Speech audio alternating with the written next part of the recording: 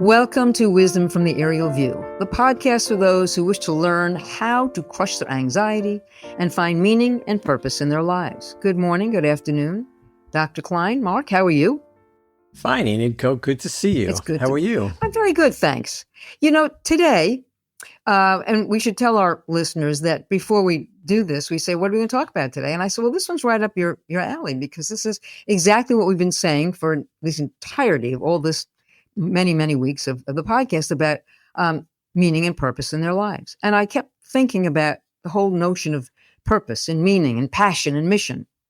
And while I don't want this to be the Viktor Frankl podcast, although that's not a bad idea, we've been talking about Viktor Frankl a lot, and I wanted to read something. He talks about meaning.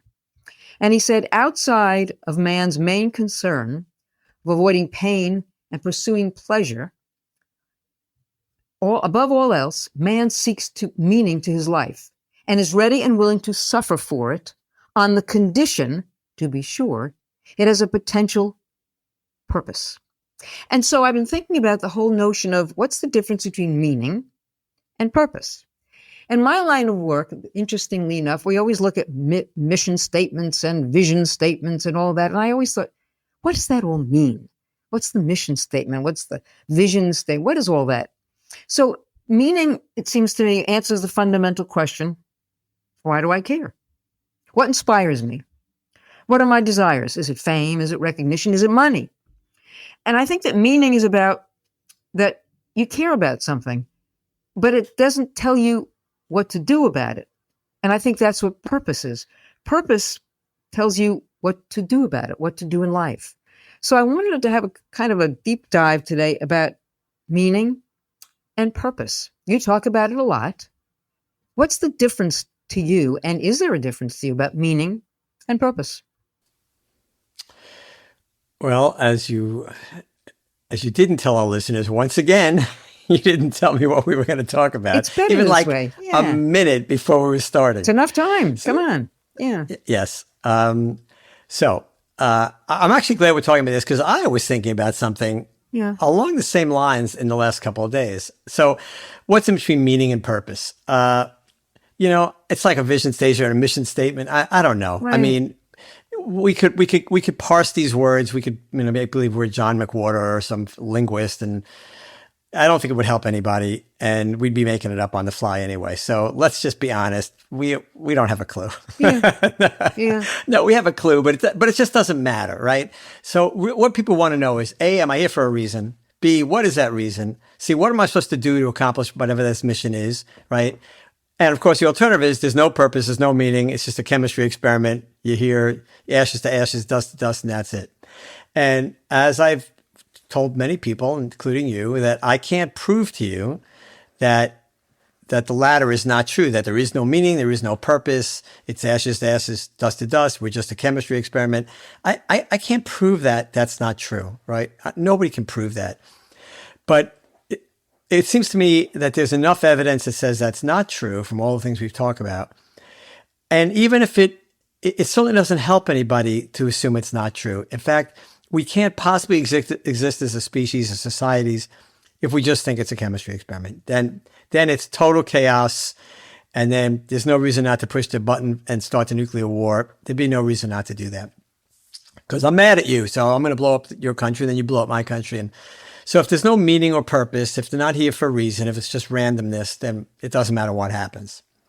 But we have decided, many of us, including you and me, that there's enough evidence that we've talked about that indicates that that's not likely, that there much more likely is meaning and purpose. And there's thousands and thousands of years of cultural history, religious history, that kind of reiterates this conundrum, but also reaches a similar conclusion that there is a reason. So we have decided, or at least I've decided, and dragged you along with me, that our mission is to make that evolution from selfish to selfless, from inward to outward focused. And that's our goal, is to prepare ourselves for whatever comes next. So, some people will believe it, some people won't believe it. It's okay. People are entitled to believe whatever they want. But that's what I've come to after many years, and we've been through why many times. So here's what I was thinking about, which kind of dovetails to this. So it's quite interesting to me that I was literally just thinking about this yesterday and this morning. And we haven't talked, so you would have no idea what I was talking about, what I was thinking about. But why is it so important for us to work hard, to accomplish things, to teach our children to accomplish things? So, for instance, I was thinking of my kids and my grandchildren, and I have 4 kids, and I've been very fortunate. They're all really good people, and they're very successful in what they do in many ways. Very proud of them. And, I spent a lot of time convincing them to work hard, to study hard, to be good people, do all these things, right? And, it takes a lot of time over many years. I actually loved it. But, on what basis was I making that case, right? If it's just be nice to people and be kind and generous and help other people and go from selfish to selfless, then why exactly do you have to why am I bothering to push my kids, or not push them because I didn't push them, but to demonstrate that there's a reason for them to excel at whatever they do, to be the best they can. We talked about quiet quitting, why it's exactly the wrong philosophy, because you're only hurting yourself. So how do these two things dovetail? How does the need and the requirement to make that evolution to help other people, how does that dovetail with maybe having a career or being the best you can at whatever job you have? We've talked about this. You don't have to be, I don't care what job you do. I mean, I have an electrician coming in tomorrow, and he's a great guy. I really like this guy. You know how I am with these people who I get to meet. They all become my friends, right? Yes, yes. I do. I like them all. I'm so impressed because they can do all these things that I have no idea how to do. And this guy's super smart. He's from Hungary, actually. Very, very smart guy. And I really, I get excited when he's coming, not because he's putting up a lamp or something, or a light fixture, because I like talking to him. He's such an interesting guy. Anyway, but I'm amazed how smart he is and how good he is at solving these problems. So he is literally, in my view, a star electrician, right? So there's no difference between a star electrician and a star doctor. You, I know, probably feel differently, but I see it the same way. No, I certainly feel the same way. In fact, I like electricians better than doctors. Yeah. I don't blame you. Yeah. I do too, actually. Yeah. I thought you were going to say like dogs better than people, which is what I was thinking this morning. But that's true too. We had a dog visiting this weekend. I loved it. They're such a sweet dog. Anyway, to get back to the thing. So anyway, I was thinking about why is it important to excel at what you do, to become the best you possibly can? And how does that mesh with the mission? Because I could see people saying, wait a minute. If the mission is just to become, a really good person and help as many people as you can, like you have done and continue to do in your life, Enid, why isn't that good enough? Why do you have to work hard to become expert at whatever field you've chosen to enter, no matter what it is? Sales, construction, electrician, it doesn't matter, right? Doctor, lawyer, whatever it is. So why is that so important? And we have talked about this before, but I think it's worth revisiting in light of the question you asked me, right? Because it does run into meaning and purpose.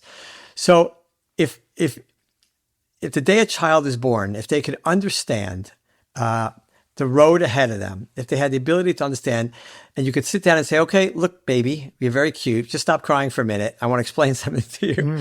So here's what you're going to do in your life, right? You're going to try really hard to become a person of substance. And to become a person of substance, you have to get good at some things. You have to learn. You have to continue to improve and get very, very good at whatever it is you really like to do, whether it's sports or business or medicine or law or construction or electrician or plumbing, whatever it is. You have to get really good at it, because that's how you become a person of substance. And while you're doing that, you have to learn to focus on other people's well-being instead of your own, because you're going to feel a lot better when you're not focusing on your own situation. When the camera's turned inward, it's very easy to get sad or unhappy or disappointed in who you are or where you are in your life. Whereas if you turn the camera outward and you're always focusing on other people, you don't have that problem. Plus you get the added extra point benefit of feeling great every time you help somebody. So that's the formula. Okay, let's go over that again. Become the best person you can be at whatever you choose to do. Work hard, learn whatever trade or whatever job you want, become the best you can at that. And anything you do, become the best you can. And then at the same time, remember that it's not about you, it's about other people. And you're trying to by working hard to learn and achieve, you're becoming a person of substance. And that's what you have to become to be able to make that evolution from selfish to selfless. That's how the two are tied in. And the earlier we teach, we obviously can't teach a newborn, but you can start teaching kids pretty young. I got a lot of experience in this. You can teach them pretty young, just the basics. I think I told you, I told one of my grandsons about the Viktor Frankl rule. And I already saw it have an effect. And he's 7, he just turned 8 years old. And he's going to hear from me again, but he's already got it. I mean, he's got to practice it and I'll remind him, but the idea is already in his head. Well, wow. The fact that you are in control of how you feel at 8 years old. Yeah, you got to practice it. It's going to take time, but to understand it at a young age, take a few years to learn it, get you good at it. But you're golden once you do that. So that's the idea. So that's how I think these two concepts go together. So meaning and purpose encompass all these things, right? It encompasses the individual, the striving to become a person of substance and to then turn the camera around and focus on other people. But I want to say something, and I want to think this through. Because if in your life you're constantly turning the camera on someone else, are you not, in many respects, ignoring yourself? Okay, that's a great question. So I think that's why I said you had to become a person of substance. So in the developmental phase of your life, and it lasts forever in a sense. You're always trying to improve. But obviously the graph is very steep in the beginning and then it kind of flattens out as you get older because you don't have that much more that you have to, to improve in that sense. But certainly, so in the beginning, you have to focus on yourself in the sense that not focus on yourself, but dedicate yourself. Focus yourself, not on yourself, but on what it is you're trying to accomplish. So when we were in school and we went to a high achieving high school and lots of people were learning and studying and trying to get good grades and, and we've talked about this. Why do you get good grades? It's just the beginning of learning how to be committed to doing the best you can at things. So when you're a student, I used to tell my kids, your job is to do the best you can at school, right? My job, I'm a doctor. I got to do the best I can with the patients. But your job right now, you do have a job, right? Your job is to educate yourself and improve yourself and start on that road to becoming a person of substance. And right now, your job is school. You've got to learn and you've got to study and you've got to produce so that you can feel that sense of accomplishment, that self-esteem. So yes, you are focusing on yourself in the sense that you're demanding things of yourself, requiring things of yourself, but never do you say me, and the heck with everybody else. Yes, but I've been working for many, many months, maybe a couple of years now, on the issue of suicidal ideation, and those kinds of things.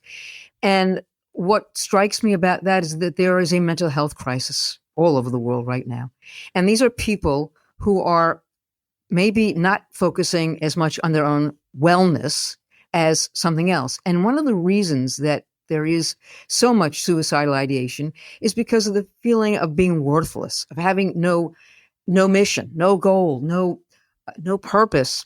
And what concerns me the most about that is that the notion of inward to outward, et cetera, these are folks that we've really got to reach, that they do have meaning, that do have purpose. I'll tell you, there was a fascinating article in the New York Times yesterday written by Robert Putnam and Richard Reeves. These are, Putnam, our listeners might recall, wrote Bowling Alone. Mr. Reeves wrote, Of Boys and Men, Why the Modern Male is Struggling, Why It Matters, and What to Do About It. It's all about young boys, what's happening to boys in our culture, that they're beginning to think that they are not worthy of things. And they're talking about what's going on in California. And Governor Newsom signed an executive order that was hard to imagine a few months ago. It offers a comprehensive plan to tackle what it describes as California's growing crisis of connection and opportunity for men and boys. Mr. Newsom said that the order was about showing every young man that he matters and that there's a path for him of purpose, dignity, work, and real connection. And it is concerning and disconcerting that there are those among us who feel that they have no purpose in life. And I think what your book is striving for, what you're striving for as a practitioner, is to show us that we all have meaning. We just have to find that. Is that true? Yeah, that's what I just said. Like I said, take that infant and the kids as long as you can and say, okay, here's the story, right? You got to get as good as you can at something because that's going to give you self-esteem. Mm-hmm. So why do you have to become really good at something? You and I say, well, it's the right thing to do. Who wants a doctor who doesn't care? Who wants a plumber who doesn't care, right? Okay, but there's a better reason because it's hard to convince people of this. And I hope whatever this law that Governor Newsom has endorsed makes a difference. I'm not sure how it's going to actually do that. But having said that, if his heart's in the right place, that's all I care about. But my point is, you have to explain to people. It's an executive order, but anyway, yeah, go ahead. Whatever it is, you have to explain, not convince, you have to explain to kids that there is a roadmap, there is a game plan, right? If you want to have self-esteem, you have to do something. You can't deliver it to kids. One of the things we've done in our society in the last 50 years is we've been delivering self-esteem like it was a basket of fruit, right? Show up at the soccer field. You don't really have to be very good, but you're going to get a trophy at the end. Don't worry about it, right? And we've done that, in schools. We're graduating kids who can't read, right? We're saying, hey, you don't have to read. We just push you through the system. It's fine. So when a kid does that, who goes through the system and really doesn't know how to read or read efficiently and can't do math, well, he's going to say, and it's mostly boys now, so I'm using he, is that I'm worthless, I'm stupid, I'm dumb, I can't do this, I can't do that, I'm useless. And then, okay, either I'll commit to crime or I'll kill myself. Still sounds like two pretty good options. Well, of course, what do you expect? What you have to say to the kids from the very beginning is saying, no, there is a meaning, there is purpose, here's what it is. But to get there, you have to become a person of substance. To get there, you have to have self-esteem. To get to self-esteem, you actually have to accomplish things. And when you do, you're going to feel like $1 million. You can't give people self-esteem. They see right through it. It doesn't work. So you can dole it out like ice cream, but they realize it's garbage, and they don't have that self-esteem they need. People with high self-esteem and who have a vision of the purpose in their lives don't commit suicide. That's not the model of people who commit suicide, right? People who commit suicide are just what you said. They don't have purpose. They don't have meaning. They don't have a place. They don't have worth. We talked one of the last couple of episodes about how reality is created and how I said, we don't have to say that everybody's important in this world. The proof is in the pudding. Everybody contributes to reality. We've went through that. People can go back and listen to the episode I don't remember when it was, a couple ago, where we talked about that. So by definition, everybody has worth because everybody contributes to reality. But that's not enough, right? We have to construct people. A society, if you want to have a healthy society where people are not committing suicides and not committing crimes, you have to build it. It has to be constructed. And the way you construct it is to explain to young children, you have a purpose in life, you have a meaning in life, there's a reason you're here, and you have to become a person of substance, and you have to do it through building accomplishments. And now we're going to help you do that. We're going to educate you. We're going to give you jobs. We're going to give you challenges. You have to jump over the hoop. The president just reinstituted what you and I remember as the president physical fitness test. And I remember when we grew up, we all did it, and we laughed about it, and some of us did well, and some of us just couldn't get over it, couldn't do a pull-up, and but everybody recognized it as, if you could do it, that was a sense of self-esteem, right? So it doesn't sound like a big deal, but every time you can generate self-esteem, it is a very big deal. So I'm all for setting out some obstacles for kids to climb over. It's good for them. That's how they get confident. That's how they get self-esteem. And that's how they get on a roll towards having a fulfilling life that does not end in suicide. You've heard me say this, Enid. If you really love people, like you and I really love people, both of us do, right? And so we tend to tell people the truth, and we tend to not let them off the hook, but we want to help them along the way. People who just give platitudes and make statements, and whether they're politicians, whoever, and just, they don't love people. Then if they loved them, they would tell them the truth, and they would help them overcome the difficulty, and they'd show them how. And that's what we have to do in our society. We can't just hand things out like hand out self-esteem like it's no big deal. It doesn't work. And you end up with high levels of suicide, especially among men and boys. You end up with a whole generation or two of boys who feel worthless, like you just said. These are solvable problems, not on the government level, right? It's on the family level, on a smaller community level, where we really do help these kids in a very positive way, do the kind of things we're talking about. Well, I still believe that there are two Americas, and we're talking about those who are able and lucky enough to be able to talk to someone about purpose and their meaning, et cetera. But there's another America, and that is people who are living in poverty, those who have suffered great tragedy, and it's more difficult for them. One of the things that I've been involved in is older adult suicide, and these are people who might have, usually men, older men, who might have led a very good, purposeful life. At the end of their lives, when they get to their late 80s, when they've lost a spouse, they've lost their job, they have nothing. These are people who feel all of a sudden they don't have purpose in their lives. And so we're finding something rather unique here, and that is that this sense of purpose, the sense of mission, the sense of meaning, all of a sudden is gone. It's lost. And they're lost. And these are folks who are then dying by suicide. So I think it's something that needs to be thought through and figured out. I don't know. I don't have an answer. I wish I did have an answer. Yes, you do. Yes, you do. You have the answer. What's the answer? Okay. So do you think you have meaning and purpose at this point in your life? I hope so. It changes every day, but yes. No, you do, right? I do. And so I call you and you say, well, I got to go to the senior center. I got to help the seniors, and I'm working on senior hunger, and I want to help these people have some people they can talk to, and I want to keep them company so they feel connected. Okay, well, you're not a teenager, right? You noticed. Right. You're not in your late 80s, but you're not a teenager. And so you have figured it out. You already know, right? You're never going to get to that point. So it doesn't, that's where the turning the camera around is. When the camera's focused on ourselves, almost at any age, unless things are going great, which they only do for short bursts, they don't last, right? Our lives are up and down all the time, right? If you're depending on that hit of dopamine to make you feel good, that's not sustainable. So what you do, you set the example. You've been doing this forever, and you're still doing it. That's the answer. But right? You and I have lived a privileged life. Oh, come on. Oh, come on. I don't Excuse believe that. me? I don't really? believe that. No, you're not doing this because you are not super wealthy. You don't have houses in different jurisdictions. Matter. I don't judge myself by wealth. But we've grown up. You and I had the luxury of living in a 2-parent family. We've both been to college and graduate school, and you even beyond you went. So we've had things that those people that I've been working with for 40 years don't. Now, that doesn't mean that my vision, my purpose is any more important than theirs is. My point of all this is that sometimes you lose the sense of self. You lose your sense of purpose. You lose your sense of mission. And the issue is trying to get that back. How do we do that? By doing exactly what you do. Yeah, but I'm not worried about me. I'm worried about it. No. That's how you get my uncle who died last year exactly a year ago at 103 and change. So you know what he did? Right until he couldn't do it anymore, he would go to the senior center or to senior living situations, assisted living places, and at the age of 100.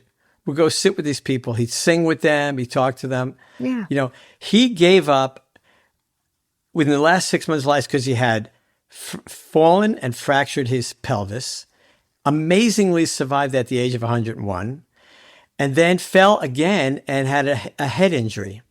Not serious enough that he lost cognition, but again, really slowed down. It was only in the last few months he said to me, Mark, he said, I'm 103. I've had enough. Now it's too hard. Okay. Up until then, he was going to the senior center and spending time with these people. So what did he know? He knew that socialization is critical. That's it. And B, turning the camera on somebody else. I say, Uncle Bernie, how do you feel? I'm fine. You just fractured your pelvis. It's okay. I'll be all right. He was never focused on himself, right? He complained for like a minute. And then he would say, "That's all right, I'm fine, and I'm going later to the senior center or whatever." Right? He focused on other people, right? And that's what kept him going. That socialization. It's not just the socialization; it's the outward focus socialization. That other people have it worse. Other people have difficulties. Other people are sad, and if I can help them through it, it's not about privilege. Anybody can do this. People do it. Yeah, you know better than anybody. People, I've had. You know how many patients I've seen, and a lot of them were poor, probably at least half, right? To some level or another. And, I remember the things they would do for their families and their communities, and that's where they got their joy. And yeah, okay, they weren't living in, fancy houses, but luckily they lived in this country, and most of them were they were doing well enough to have a house and a place to live and something to eat. But these weren't wealthy people. These people had very, very little. But where did their joy come? Going to church on Sunday. They loved being part of their church group. Maybe they were in the choir. They loved spending time with their families, their communities. So it's the same story. It doesn't matter what your socioeconomic status is. If you have to have that socialization and that sense of helping others. When I said privilege, it doesn't mean wealth. I don't mean wealth. I think we are privileged to age. I believe that. I believe that's a different story. So I did not mean wealth. It has zero to do with wealth. And I think that we had more Uncle Bernies in the world. And the question is, how do we get the average guy on the street to have the mindset that Uncle Bernie had? That's kind of good. Yeah. Well, you're doing your part. That's for sure. Trying. And, you're there all the time. Yeah. And, hopefully, you and I are both trying. Yeah. Of course, I look at what you do and have done. I've said this a million times, and you're probably sick of it. Now our listeners are probably sick of it, but you're an amazing person. You've walked the walk. You've dedicated your life to helping other people. I've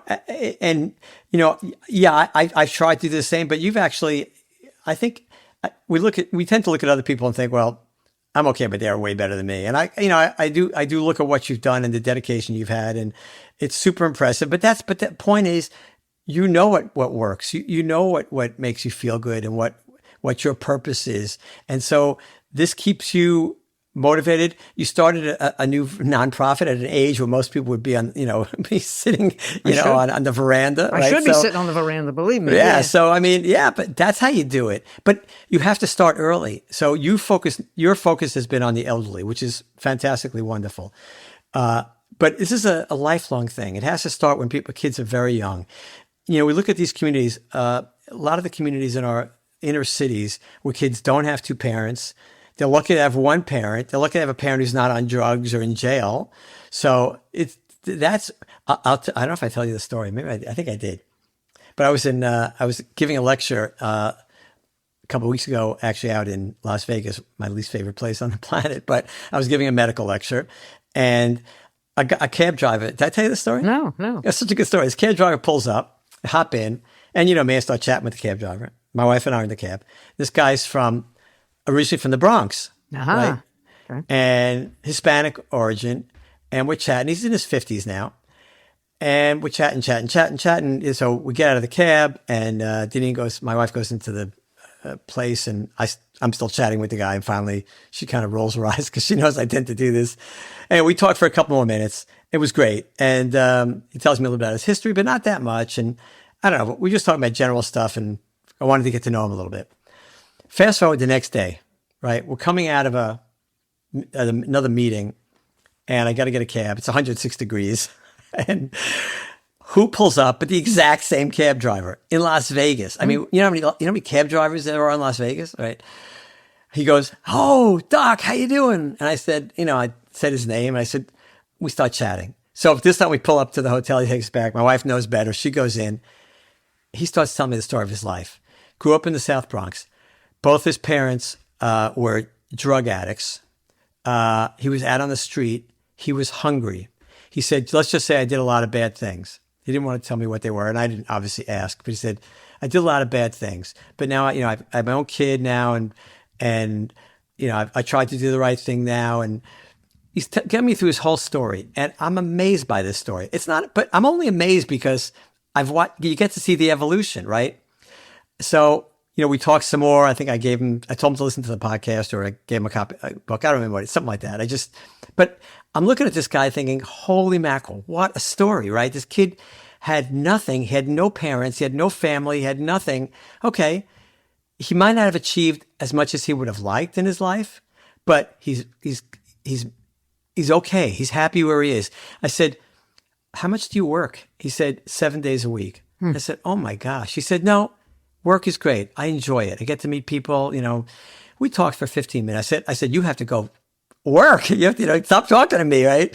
But it was, if you know this, if you take time to talk to people, you open, the door opens a crack, and then you look inside, and there's a warehouse of information, right? It's fascinating. Everybody's got a story. 100% of people on this planet have a story, and it's fascinating in one way or another. Well, that is the clue, man. That is the clue to say, wow, there is purpose. There is meaning. Look at this. Look at this evolution of this person.